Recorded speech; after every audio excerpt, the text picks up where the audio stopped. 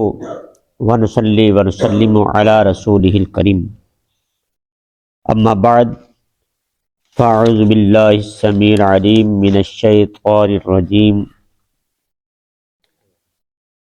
بسم الله الرحمن الرحيم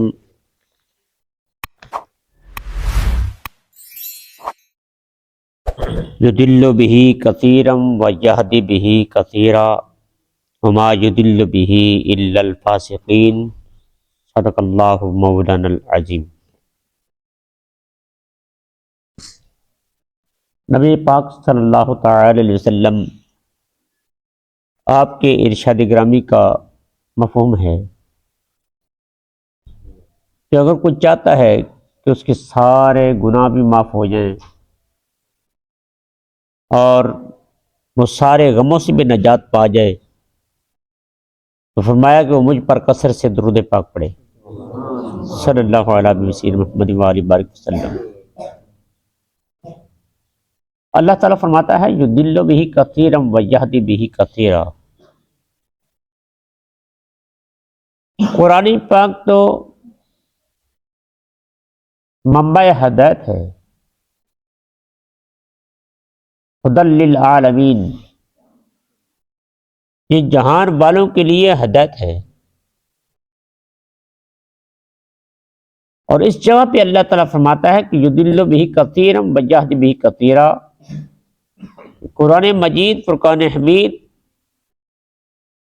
بہت سے کو اللہ تعالیٰ اس سے گمراہ کرتا ہے، بہت کو ہدایت دیتا ہے،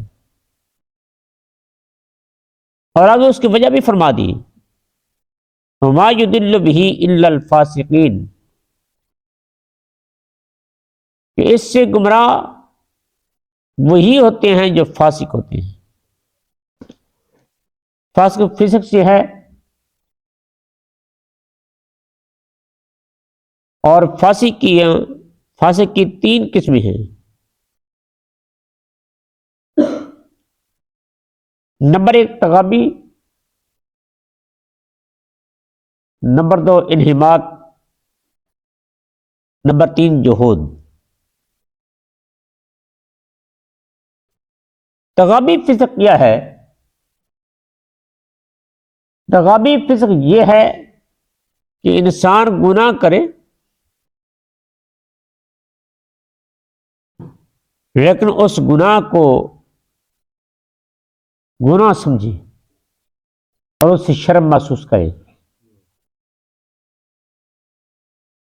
انہماکی یہ ہے کہ انسان گناہ کرے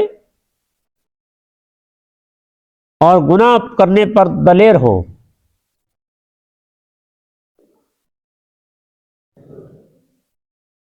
لیکن اس کو برا سمجھے۔ جہودی وہ ہے، یہودی فسق، کہ گناہ کو گناہ ہی نہ سمجھے، گناہ کو گناہ ہی نہ سمجھے، اس کو حرام ہی نہ سمجھے۔ یہ جو آخری یہودی قسم ہے یہ کفر ہے، کہ اس طرح اللہ تعالیٰ کے کثیر حدود اللہ کو وہ پامال کرتا جائے گا اور اس کا انکار لازم آئے گا کہ جس کو اللہ نے حرام قرار دیا اس کو حرام قرار نہ دے، اس کو حرام مانی نہ۔ تو یہ جو قسم ہے یہودی یہ درجہ کفر تک ہے۔ تو دوسری آیت میں یہ ارشاد فرمایا کہ وہ لوگ جو اللہ کے عہد کو توڑتے ہیں اس کے پختہ کرنے کے بعد اور صلہ رحمی کو کاٹتے ہیں۔ صلہ رحمی یہ بہت ہی سنگین مسئلہ ہے، جس کے بارے میں آج کل لاپرواہی برتی جا رہی ہے کہ چھوٹی چھوٹی سی باتوں پر صلہ رحمی کو کاٹا جا رہا ہے، قطع رحمی ہو رہی ہے۔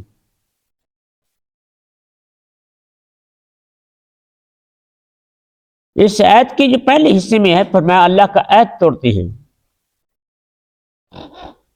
اس کے بارے میں بڑی لاپرواہی برتی جا رہی ہے۔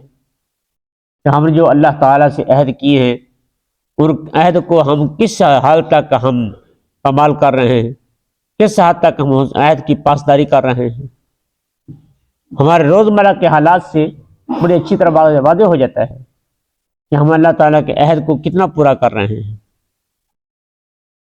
نماز کے لحاظ سے دیکھا جائے، روزے کے لحاظ سے دیکھا جائے، حج زکوٰۃ کے لحاظ سے دیکھا جائے تو کتنے اعمال ہیں، کتنے احکام ہیں، کتنے عہد ہیں جو ہم اپنے رب سے کرتے ہیں، لیکن ہم نے ان عہدوں کو توڑا ہوا ہے۔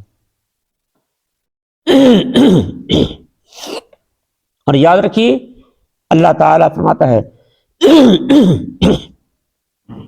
قرآن پاک فرقان حمید میں کہ ان العہد کان مسئولا، کہ قیامت کے دن عہد کے بارے پوچھا جائے گا۔ عہد شکنی اسلام میں ایک بہت سنگین جرم ہے۔ تو خالقی کائنات وحدہ لا شریک نے دونوں چیزوں کو ہی لازم فرمایا ہم پر، بلکہ دوسری جگہ پہ حدیث پاک میں آتا ہے جس کا مفہوم ہے کہ جس کا عہد نہیں وہ ایماندار نہیں، جس کا مفہوم آتا ہے حدیث مبارکہ میں، جس کے پاس عہد نہیں وہ ایماندار نہیں، جو ایماندار نہیں وہ ایماندار نہیں، جو کامل ایماندار نہیں رہتا۔ اور یہ عہد کو توڑنا یہ منافق کی علامات میں سے ایک علامت ہے۔ منافق کی یہی علامتیں ہیں نا، جب عہد کرے تو عہد توڑ دے، جب اس کے پاس امانت رکھی ہے تو امانت میں خیال خیانت کرے، اور جب بات کرے تو جھوٹ بولے۔ یہ منافقین کی برین علامتیں ہیں۔ تو اس لیے فرمایا کہ اللہ کے عہد کو توڑنا یہ کوئی اچھی بات نہیں ہے۔ فرمایا جو اللہ کے عہد کو توڑتے ہیں اور جو کرنا قطاری بھی کرتے ہیں، جو اللہ تعالیٰ نے حکم دیا ملانے کا، یہ بات یاد رکھیں۔ جو انسان حدیث مبارکہ میں اس کا یہاں تک لبے لبوار نچوڑ ہے کہ جو اپنے بھائی سے 1 سال تک بولنا چھوڑتا ہے وہ ایسی ہے گویا کہ اس نے اپنے بھائی کو قتل کر دیا، اس نے اپنے بھائی کو خون کر دیا۔ اور اللہ کو پناہ دے، بعض روایات میں یہاں تک سمجھ آتی ہے کہ وہ بندہ جو ہے وہ دنیا جہان سے جب مرتا ہے تو وہ ایمان سے خالی ہوا۔ ہم نے کیا سمجھ رکھا ہے کہ بس یہ کوئی معاملہ نہیں، تعریمی کرنی۔ اللہ کے عرش کے نیچے جب اللہ نے کو پیدا فرمایا تھا عرش کے نیچے عرض کی تھی مولا مجھے کس لیے بنایا، میں تجھ سے نہیں ہوں، فرمایا ہے۔ تو عرض کی یا اللہ جو مجھے ملا تو اسے ملا، جو مجھے کاٹے تو اسے کاٹ۔ صلہ رحمی کرنا یہ بہت ہی، اور جو انسان صلہ رحمی نہیں کرتا، قطع رحمی کرتا ہے، اللہ تعالیٰ اس کی عمر کم کر دیتا ہے، اس کے رزق میں برکت اٹھا لیتا ہے۔ اور جو صلہ رحمی کرتا ہے خالق کی کائنات اس کی عمر میں بھی اضافہ فرماتا ہے اور اللہ تعالیٰ اس کے رزق میں بھی اضافہ فرماتا ہے۔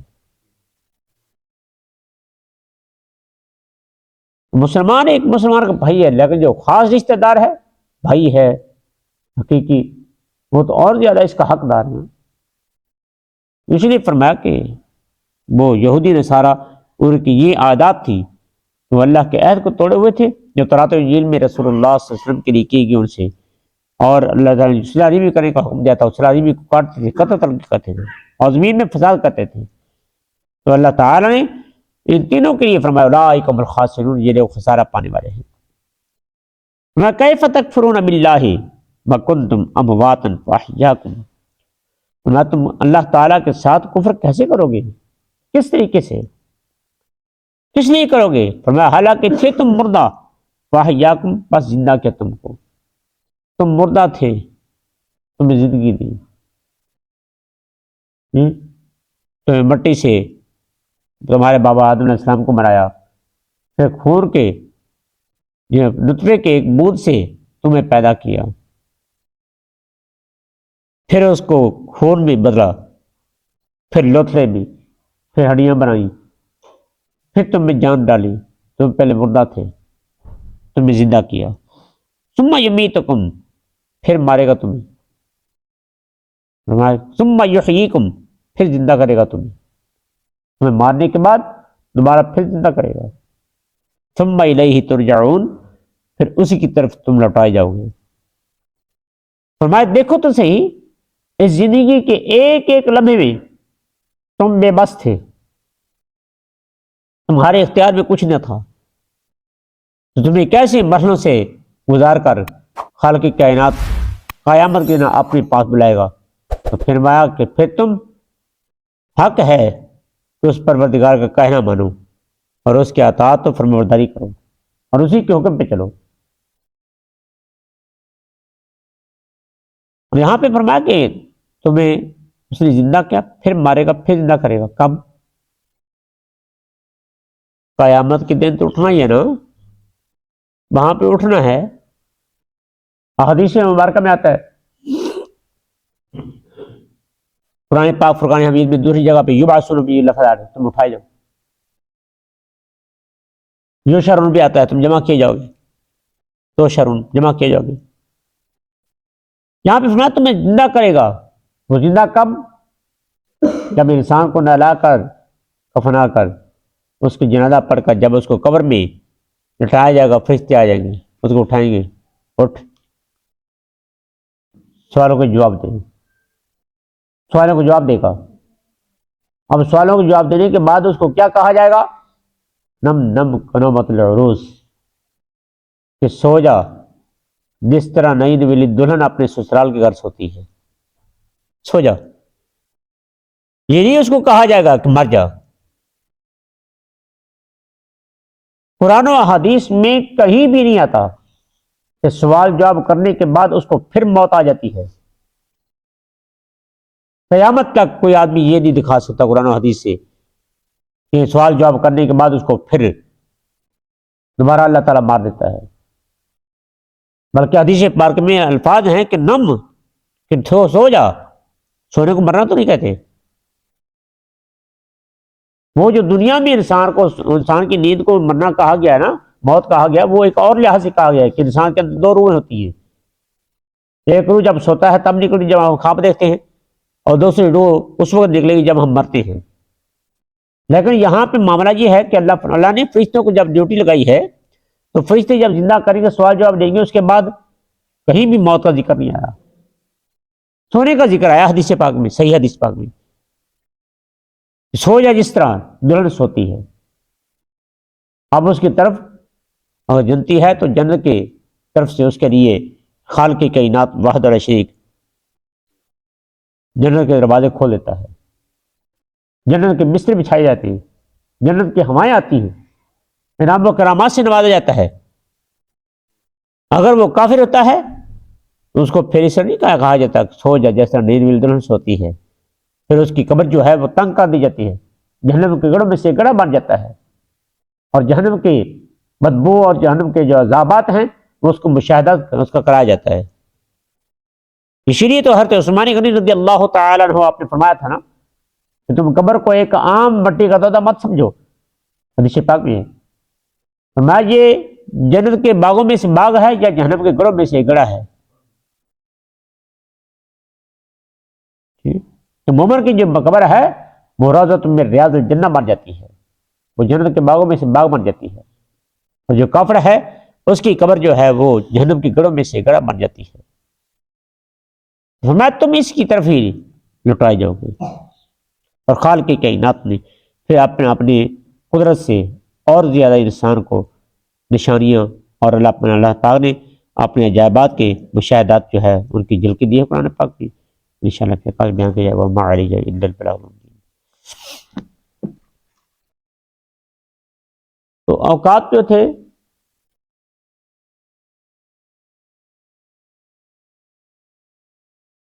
جہاں جہاں انسان کی دعا قبول ہوتی ہے،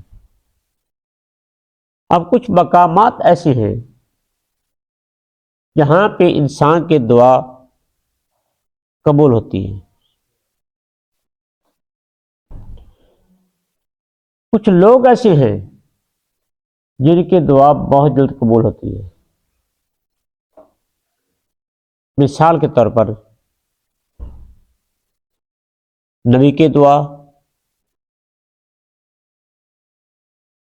اللہ کے ولی کی، اولیاء کاملین کی دعا، علماء صالحین کی دعا، اور خاص کر والد کی دعا اپنے بچے کے لیے۔ حدیث مبارکہ میں ہے جب باپ اپنے بیٹے کے لیے دعا مانگتا ہے تو اللہ تعالیٰ دعا ضرور قبول فرماتا ہے۔ والدین کی دعا اولاد کے لیے، اور دوسرے مسلمان بھائی کے لیے دعا، کیونکہ نبی کریم صلی اللہ علیہ وسلم کا فرمان پاک مفہوم ہے کہ بے گناہ زبانوں سے دعا کراؤ۔ اور کہ یا رسول اللہ صلی اللہ علیہ وسلم، بے گناہ زبان کون ہے؟ ہر ایک نے کوئی نہ کوئی گناہ تو کیا ہوتا ہے نا۔ تو فرمایا تم کسی سے اپنے لیے دعا کراؤ، اس کے لیے تم کرو، تمہاری زبان اس کے لیے بے گناہ ہے اور اس کی زبان تمہارے لیے بے گناہ ہے۔ بلکہ بھائی جو آپ کو چیز آپ نے آج تک جو اللہ تعالیٰ سے چیز مانگی ہے نا، وہ آپ کو نہیں مل رہی نا، تو ایک آپ کو میں نسخہ بتا دیتا ہوں، انشاءاللہ ضرور ملے گی۔ اپنے دل میں اس کا تصور لائیے، میری وہ ضرورت ہے جو قبول نہیں ہو رہی۔ اب دیکھیں کہ وہ جو آپ چیز طلب کر رہے ہیں وہ آپ کے کسی بہن بھائی، کسی مسلمان بھائی کے لیے وہ اس کو ملی ہے کہ نہیں ملی؟ نہیں ملی تو آپ اس کے لیے دعا کریں کہ یا الہی اس کو، میرے بھائی کو یہ چیز عطا فرما۔ آپ اس کے لیے جب دعا کریں گے نا تو ادھر سے جو رب کائنات نے فرشتوں کی ڈیوٹی لگائی ہوئی ہے، وہ فرشتے آپ کے لیے دعا کریں گے کہ یا الہی یہ جو چیز اپنے مسلمان بھائی کے لیے مانگ رہا ہے، مولا اسے بھی عطا فرما دے، اسے بھی عطا فرما دے۔ اب بھائی اس کو ملے نہ ملے، لیکن فرشتوں کی دعا ضرور قبول ہوتی ہے، تو اللہ تعالیٰ اس فعل آپ کو وہ چیز عطا فرما دے گا۔ یعنی کہ یہ دعا کی قبولیت کا ایک طریقہ ہے اور سلیقہ ہے جو اللہ تعالیٰ وحدہ لا شریک نے اپنے محبوب علیہ السلام کے طفیل اپنے محبوب کی امت کو عطا فرمایا ہے۔ تو جب ہم دعا کرتے ہیں تو فرشتے آمین کہتے ہیں اس دعا پر، فرشتے بھی دعا میں شامل ہوتے ہیں۔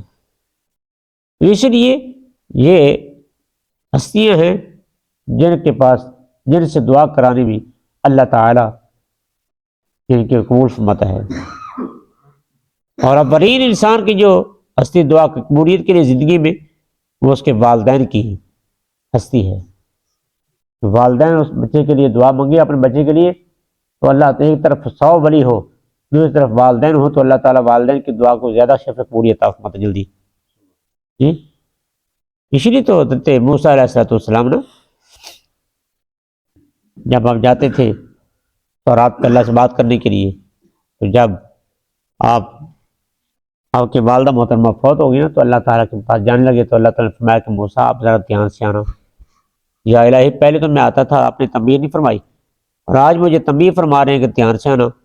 اللہ تعالیٰ نے فرمایا کہ بات یہ ہے کہ جب پہلے تم آتا تھا میری طرف تو گھر سے چلتا تھا، تیری ماں مصلی بچھا کر بیٹھ جاتی تھی، وہ تیرے لیے دعا کرتی تھی کہ یا اللہ تو بھی جل جلال ہے، میرا بیٹا بھی جلالی ہے، اگر دوران کلام اگر کوئی ایسی بات ہو جائے تیری عزت کے مولا کریم تیری بارگاہ میں وہ نہ ٹھیک ہو، تو الہی میرے بیٹے کو کچھ نہ کہنا، میرے سفید بالوں کی لاج رکھ لینا، میرے سفید بالوں کی لاج رکھ لینا، میرے بیٹے کو اس غلطی وہ کوتاہی جو ہے وہ معاف فرما دینا۔ فرمایا موسیٰ اس لیے آج دھیان سے آنا کہ آج تمہارے پیچھے تمہاری دعا مانگنے والی نہیں ہے۔ جی اس لیے ماں کی دعا کی، والدین کی دعا کی بہت بڑی اہمیت ہوتی ہے۔